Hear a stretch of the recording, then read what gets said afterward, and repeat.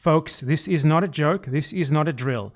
Drew Pavlou is going straight to where he belongs. Jail.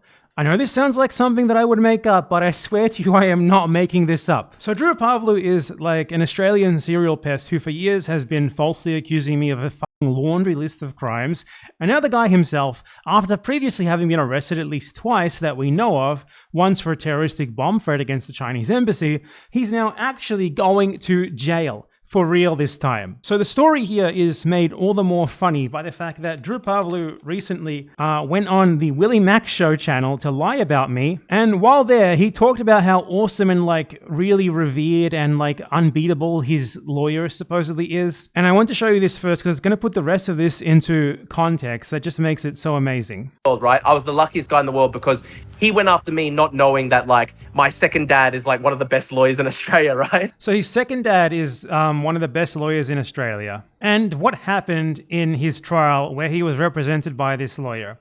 Well, firstly, Drew Pavlou received a $1,000 fine for holding a sign protesting the Tiananmen Square massacre, you know, about 40 years after it happened, on private property, for which he was fined $1,000. He then appealed this in court with the lawyer who he claims is one of the best lawyers in Australia. This guy right here, just get a look at him. Get a fucking look at his lawyer. You know you're going to lose when you've got this guy representing you, hey? So he was fined $1,000, and then apparently on the worst legal advice ever, he decided to contest this in court, and he lost because the judge found that the fine was warranted because he was protesting on private property and refused to leave when asked, and also refused to leave when the police showed up and told him to leave. So he turned that $1,000 fine into $3,114 in total, all up from the fine, plus he had to pay the Brisbane City Council's court costs. Then this genius appealed that. He appealed the appeal, and he lost again.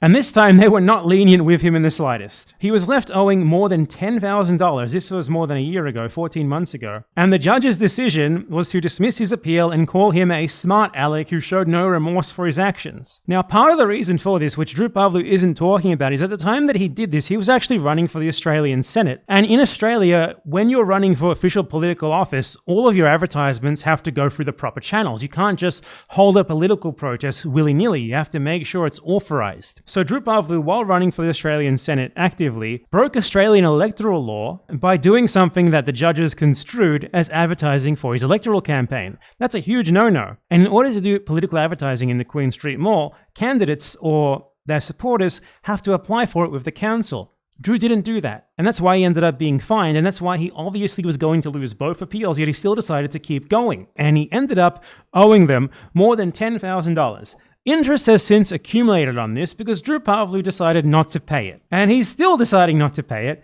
And guess how much he owes now? $23,000. This fucking moron managed to turn a $1,000 fine for something that was clearly illegal, that he knew he shouldn't be doing if he didn't want to end up getting fined for it, into $23,000 in debt.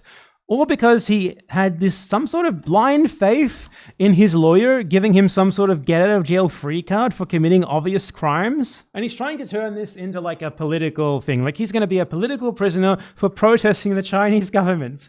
When what it's actually about is he just refused to move on when asked to, and he staged an illegal political advertisement in a public place without going through the proper channels to do so while running for elected office. So he's saying that he's going to accept being held in contempt of court and being jailed. He received a notice that he is ordered to appear in court on August 6th, and he must pay his debt to the court and to the council, which is now $23,000 due to interest because he hasn't fucking paid anything that he owes. He hasn't paid the original fine, and he hasn't paid for the court costs that he owes due to him wasting public resources by staging 2 frivolous appeals against the fine. So Drew Pavlou is a criminal, literally wanted for contempt of court. He has openly stated here in this Twitter post his intent to commit the crime of contempt of court. This guy who has accused me and many others of being criminals, who has said that criminals should be deported, that they should have their citizenship rescinded. He's going to jail for being such an incredible alchemist that he managed to turn $1,000 of debt into $23,000 of debt in just 1 year. All with the help of Anthony Morris QC, his second dad, one of the best lawyers in Australia. It couldn't have happened to a better guy. Why are all of my enemies like this? What is going on? What have they got in the water in the Bad Empanada Victims Discord server? Anyway, celebrate good times. Come on, friends.